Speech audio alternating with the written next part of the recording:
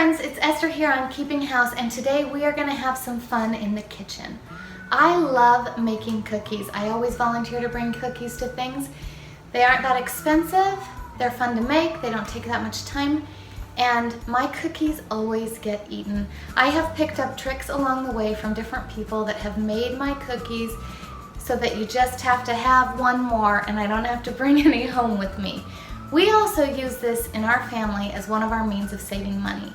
When we decided we were going to cut back on spending, we decided that instead of getting ice cream here or there or picking up little cakes or whatever it is, I make a batch of cookie dough every weekend. We keep it in the fridge and I cook a tray of it every night so that we can have fresh cookies.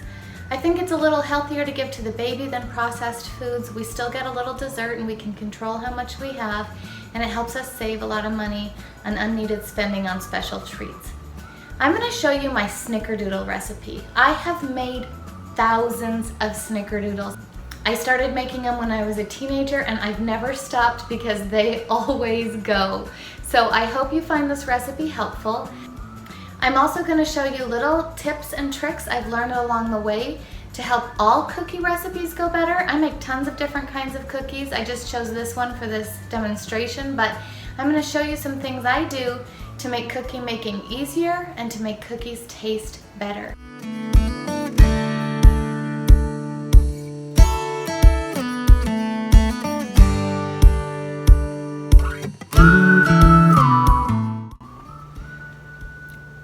This is the biggest trick I'm going to show you. If you mix your sugar and your butter for 7 to 8 minutes on high, medium to high in your mixer, it's going to make your cookies taste so much better. It is huge. I'll show you what it looks like when we're all done, but we're going to go through this recipe point by point. This is a recipe from the old Betty Crocker cookbook. My mom gave it to me. I love that I still have it. I also have it written out here. Betty Crocker doesn't talk about the 8-minute mixing, but it's a huge way to make your cookies taste better. So we're going to put in 1.5 cups of sugar and 1 cup of butter. The recipe calls for 1/2 cup of Crisco and 1/2 cup of butter. You can do that if you like, but I find that I just like everything better with just straight up butter. I never use Crisco for anything except cake pops, and I'll tell you why that if I ever get around to making a cake pop video. But for my cookies, I always use butter, even if the recipe calls for shortening, and I have never had any problems with it. When it comes to butter for cookie making, you want to make sure that your butter is softened. Since I make cookie dough every Saturday, I try to soften my butter, put it out the night before so that it's ready to go in the morning. If you do not have softened butter, your dough will not mix up right. It will take you forever and the consistency will never come out the way you want it to. If you need to make cookies and you forgot to soften butter in advance, you can put it in the microwave if you have to. I don't prefer to do that, but I have done it before when I need to. It's not as good as letting it soften naturally, but it will work better than trying to do it cold and hard. So these are our first 2 ingredients. We're gonna go for 8 minutes.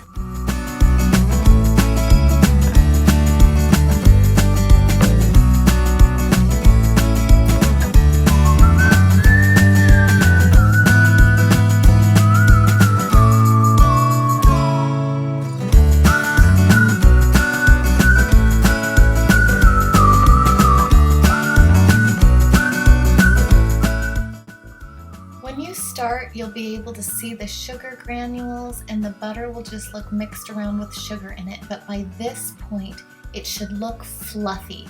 That's when you know it's ready.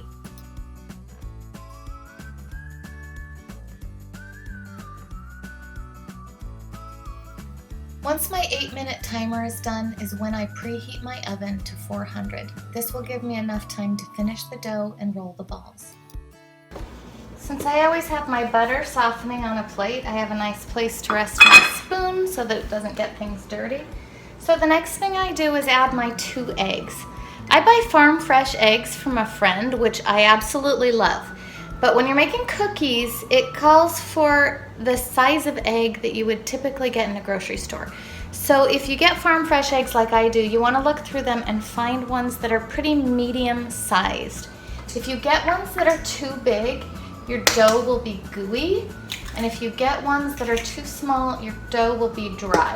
So I pick through specifically for cookie dough when I'm picking out my eggs. As I continue to add ingredients, I mix up them in chunks. First I did the eggs. After this, I'll do our dried ingredients besides the flour and sugar. And then lastly, I'll do the flour. But it makes sure that the ingredients are fully mixed in without having to mix it for as much time. So next I'm putting in 1 teaspoon of baking soda, not baking powder. Baking soda makes a huge difference. 2 teaspoons of cream of tartar and 1/4 teaspoon of salt. I mix these in before the flour because if I mix them in with the flour, they don't always fully get through the dough. All right, my last ingredient is 2½ cups of flour. Keep your canister out when you're adding flour because sometimes, based on things like your egg size, the consistency might be a little off and you may have to add or take away. Obviously, you can't take it away as you go, so I will show you how I slowly add the flour in as I mix. If you put it all in and turn your thing on high, flour is gonna go everywhere.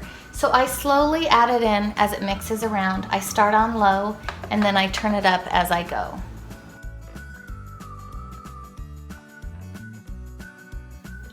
I clean off my beaters by tilting the head back and then turning it up as high as it goes so the dough flies off of the beaters into the bowl.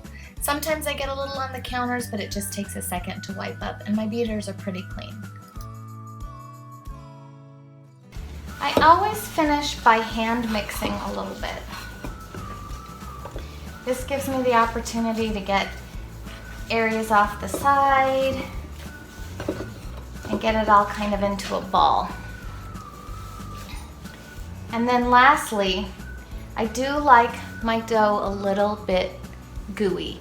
And what I do is I put it in the refrigerator for a while, anywhere from 10 to 30 minutes, so that it makes it hard enough to roll into balls, but keeps it at the consistency you want when you bake it. One thing I do for saving time is I like to make sure that I make these while I'm making dinner. If I'm making dinner in the oven, I look at the recipes to see which recipe has the cooler temperature and I cook that item first, so then all I have to do is change the temperature and the preheat time is short. I'm saving energy and I'm saving time. Okay, here we go. My dough is now soft, very malleable, but it's also not sticky after having spent some time in the refrigerator. I often make my cookies a little bit smaller than the recipe calls for because I find that people will eat more if the cookie is a little bit smaller. So that's a trick that I've used to make sure I don't take any home with me. You dip just the top, don't roll it or else it will burn on the bottom. You dip the top in a mixture of cinnamon and sugar. Betty Crocker calls for 1 teaspoon of cinnamon to 1 tablespoon of sugar, and I love the consistency. Some people put in more cinnamon, but I like it just like it's called for. I think it keeps it golden brown and just the perfect amount of sweet and cinnamon. I will often make a larger batch so that I always have cinnamon sugar ready. I don't have to remake it every time, and I keep it in my pantry. My husband and I always have 8 cookies at night. He has 5 and I have 3, so that is how many I put on my tray. You want to make sure your cookies are pretty close to the same size as each other. Otherwise, one will overcook and one will undercook. You want to leave some space on your pan because they do spread. They get bigger and wider, so you want to make sure you have enough room. My last trick is this. The recipe calls for 8 minutes. I am going to cook these for 7. Most people, like cookies a little bit gooey, and it will continue to cook on the pan after you take it out while it's cooling. So I'm going to do it for 7 minutes. You do need to know your oven. Every oven is a different amount of hot And so you need to test things out, write notes on your recipe so you know how to make the best cookie in your oven. Now for cleanup. I wash all the dishes in the mixing bowl, wipe down the mixer, wipe off the counters, and everything's done in the 7 minutes it took me to bake the cookies. My kitchen is clean and ready to go.